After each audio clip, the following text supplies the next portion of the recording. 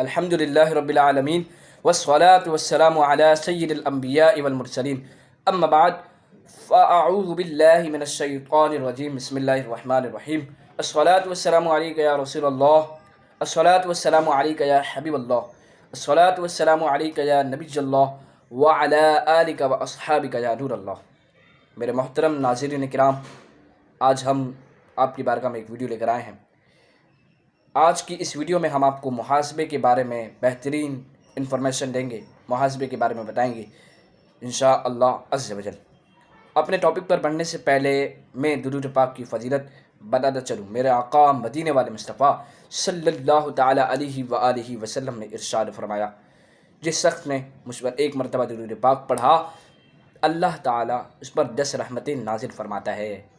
تو کیوں نہ ہم بھی کثرت سے درود پاک پڑھیں۔ آئیے درود پاک پڑھتے ہیں۔ صلو علی الحبیب صلی اللہ تعالی علی محمد صلی اللہ تعالی علیہ وآلہ وصحبہ وبارک وسلم اجمعین۔ اب ہم اپنے جو بیان ہے اس کی ٹاپک کی طرف آ جاتے ہیں۔ ہمارے آج بیان کا ٹاپک ہے محاسبہ۔ محاسبے کے بارے میں آپ کو ایک روایت سناتا ہوں۔ حضرت انس بن مالک رضی اللہ تعالیٰ عنہ فرماتے ہیں کہ میں نے دیکھا کہ حضرت عمر فاروق اعظم رضی اللہ تعالیٰ عنہ ایک باغ کی دیوار کے قریب اپنے نفس سے فرما رہے تھے کہ اے عمر، تجھے لوگ امیر المؤمنین کہہ کر پکارتے ہیں، امیر المؤمنین کہتے ہیں۔ پھر وہ بطور عاجزی اپنے آپ سے فرمانے لگے کہ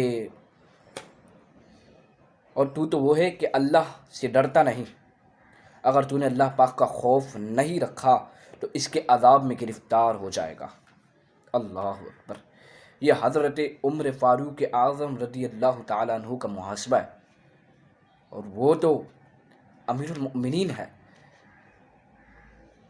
صحابی ہیں، وہ اپنا محاسبہ فرما رہے ہیں۔ سبحان اللہ۔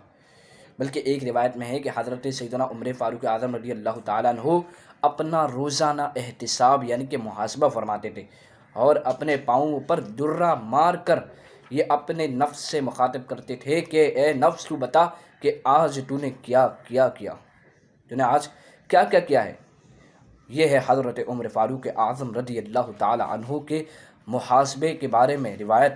یہ ہے حضرت عمر فاروق اعظم رضی اللہ تعالی عنہ کا محاسبہ۔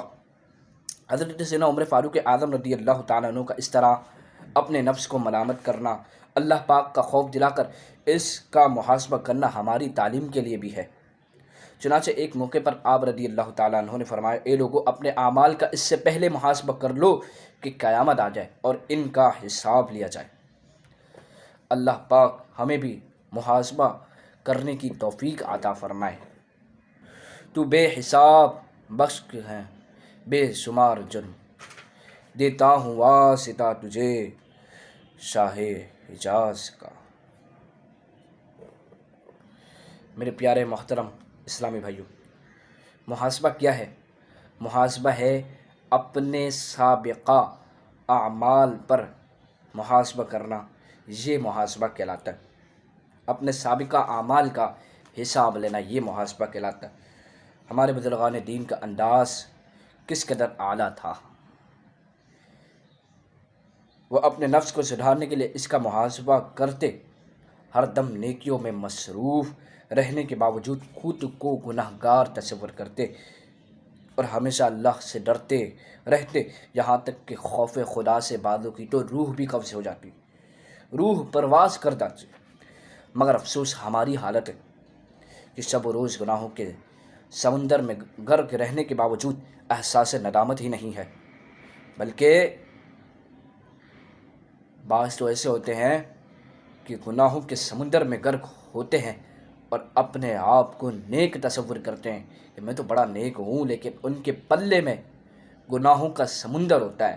تو ایسے شخص کو ڈرنا چاہیے کہ گناہ گار ہونے کے باوجود بھی اپنے آپ کو نیک تصور کرتا ہے۔ اور ہمارے بزرگان دین کی حالت تو یہ تھی کہ یہ تو پوری رات نماز پڑھتے رہتے، دن روزے سے گزرتا ان کا، لیکن وہ اپنے آپ کو کبھی بھی نیک نہیں سمجھتے تھے، وہ اپنے آپ کو ہمیشہ گناہ گار ہی تصور کرتے تھے۔ اور آج ہم کہ ہمارے پاس کوئی نیکیاں نہیں ہیں بظاہر، اور ہم گناہوں کے سمندر میں غرق ہوئے ہیں، اور ہم اپنے آپ کو نیک سمجھیں، یہ بڑی بے عقل مندی کی بات ہے، بڑی بے وقوفی والی بات ہے، یہ عقل مندی والی بات نہیں ہے کہ گناہ گار ہونے کے باوجود بھی اپنے آپ کو نیک سمجھا جائے، اور نیک ہوں تب بھی اپنے آپ کو گناہ گار ہی سمجھا جائے، کیونکہ ہمیں اللہ تعالیٰ کی خفیہ تدبیر سے ڈرنا چاہیے۔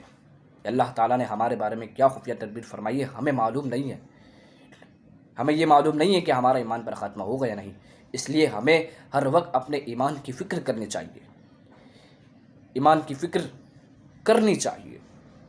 ہمیں ایسے لوگوں کی باتیں نہیں سننی چاہیے کہ جو دین میں فتنہ پلا رہے ہوں، جو لوگوں کے ایمانوں کو کمزور کر رہے ہوں۔ بد مذہبوں کی باتیں نہ سنیں کہ وہ لوگوں کے ایمانوں کو کمزور کر رہے ہیں، ایسی ویڈیوز نہ دیکھیں، ایسی تقریریں نہ سنیں بد مذہبوں کی تقریریں سنیں ہی نہ۔ تو لہٰذا ایسی ویڈیوز سے بچیں، جو بد مذہب تقریر کرتے ہیں ان کی ویڈیو کو نہ سنیں۔ تو محاسبے کے بارے میں آپ کو ایک آیت مبارکہ سناتا ہوں قرآن مجید سے۔ اللہ تعالیٰ فرماتا ہے یا ایھا الذین آمنوا اتقوا اللہ ولتنظر نفس ما قدمت لغد واتقوا اللہ ان اللہ خبیر بما تعملون۔ ترجمہ کنز ایمان، اے ایمان والو اللہ سے ڈرو اور ہر جان دیکھے کہ کل کے لیے کیا آگے بھیجا، اور اللہ سے ڈرو، بے شک اللہ کو تمہارے کاموں کی خبر ہے۔ بے شک اللہ کو تمہارے کاموں کی خبر ہے۔ اس آیت کے تحت تفسیر ابن کثیر میں ہے، یعنی اپنا محاسبہ کر لو اس سے پہلے کہ تمہارا محاسبہ کیا جائے، اور غور و فکر کرو کہ کل قیامت کے دن رب تعالیٰ کے حضور اپنے لیے کیا اعمال صالحہ جمع کر رہے ہو۔ یاد رکھو اللہ پاک تمہارے اعمال و احوال کو جانتا ہے، تمہارا چھوٹے سے چھوٹا اور بڑے سے بڑا عمل اس سے پوشیدہ نہیں۔ چنانچہ اب میں آپ کو ایک مکاشفۃ القلوب میں ایک حکایت لکھی ہوئی ہے، وہ اب میں آپ کو سنانے جا رہا ہوں۔ مکاشفۃ القلوب میں ہے کہ ایک نوجوان کو کسی عورت کی محبت دل میں بیٹھ گئی۔ ایک بار وہ عورت کسی ضروری کام سے سفر پر روانہ ہوئی تو وہ نوجوان بھی قافلے کے ساتھ چل پڑا۔ جب قافلہ جنگل پہنچا اور رات کے وقت قافلے والوں نے پڑاؤ کیا اور لوگوں نے سونا شروع کیا، تو اس نوجوان نے چھپکے سے اس عورت کے پاس جا کر اپنا سارا حال دل سنا دیا، بیان کر دیا اس کو اپنا سارا حال دل۔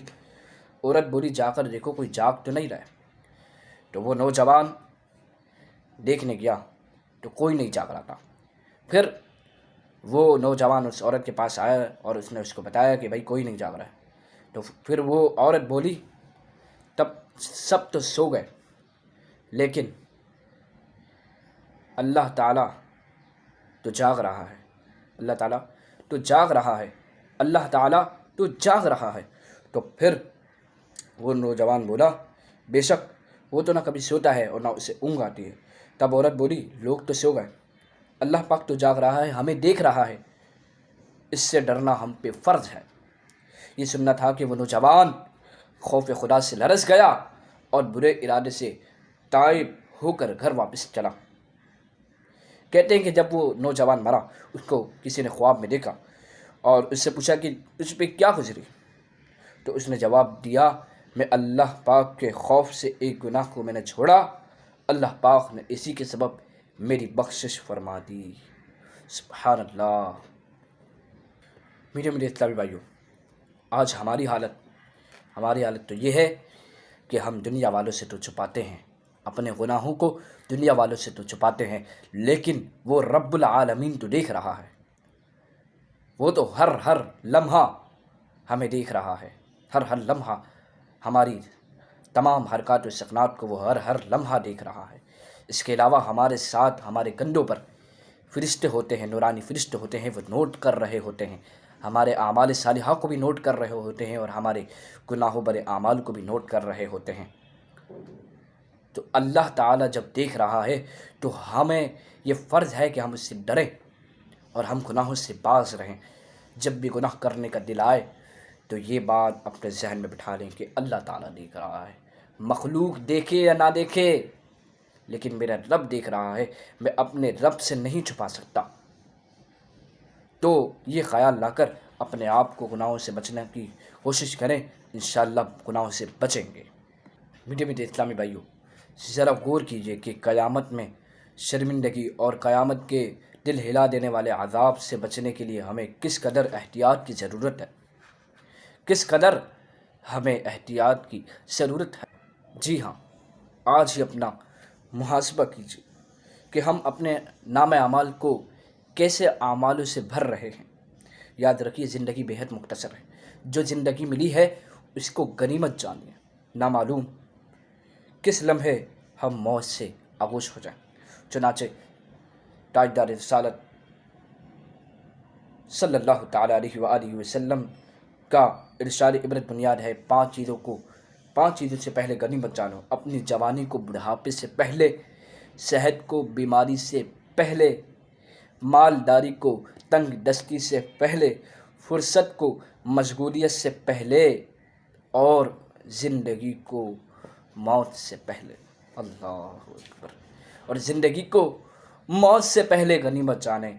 ایک آج روزانہ فکر مدینہ کرتے ہوئے ہمیں اپنے نفس کے ساتھ تمام دن کا حساب کرنے کی سعادت مل جایا کرے، اور یوں ہمیں سرمایہ اعمال میں نفع و نقصان کی معلومات ہوتی رہیں۔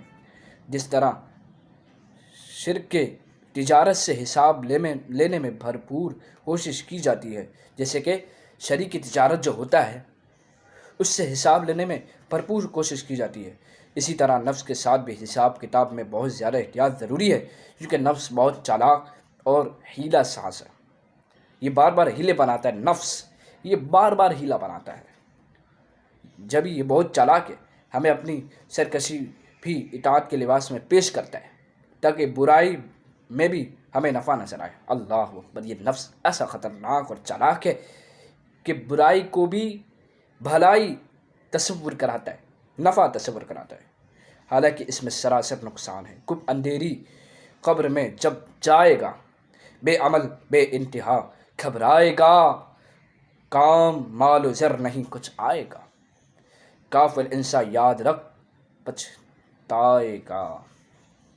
لہذا ہمیں اپنی ذات کا محاسبہ کرتے رہنا چاہیے کہ کیا ہم نے آج پانچوں نمازیں باجماعت پڑھی ہیں، یا آج ہم نے گناہ تو نہیں کیا، کیا آج ہم نے کسی مسلمان کا دل تو نہیں دکھایا، یا آج ہم نے ماں باپ کی نافرمانی تو نہیں کی، یا اور کسی گناہوں میں تو مبتلا نہیں ہو گئے۔ تو ہمیں روزانہ اپنی ذات کا محاسبہ کرتے رہنا چاہیے۔ حقوق العباد کے معاملے میں بھی بہت وہ ہمیں محاسبہ کرتے رہنا چاہیے کہ بندوں کے حقوق تو ہم ضائع نہیں کر رہے، کسی کا دل دکھا رہے زبان کے ذریعے، کسی کو جھاڑ رہے ہیں، تو ایسا نہیں ہونا چاہیے۔ اپنا حساب لیں روزانہ، آج میں نے کسی کا دل تو نہیں دکھایا، کہ زبان کے ذریعے اس کی دل آزاری تو نہیں کی۔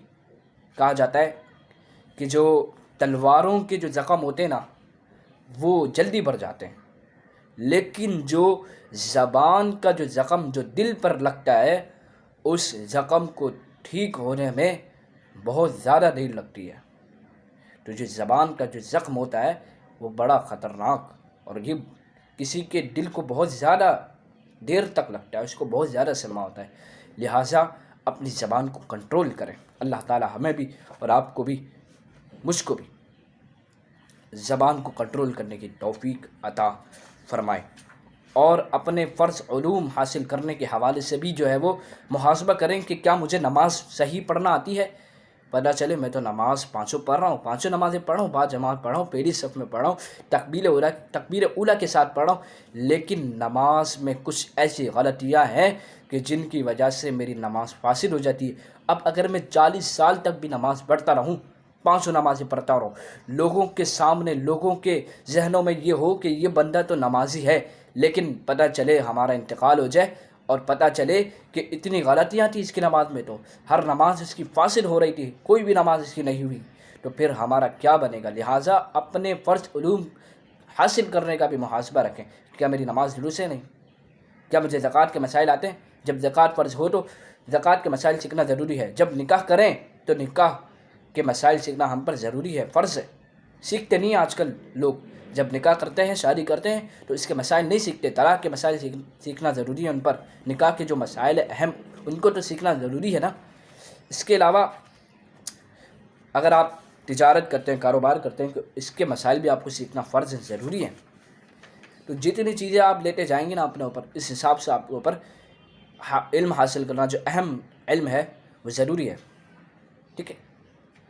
وہ حدیث ہے نا کہ ہر مسلمان مرد عورت پر علم حاصل کرنا فرض ہے. تو اللہ تعالی ہم سب کو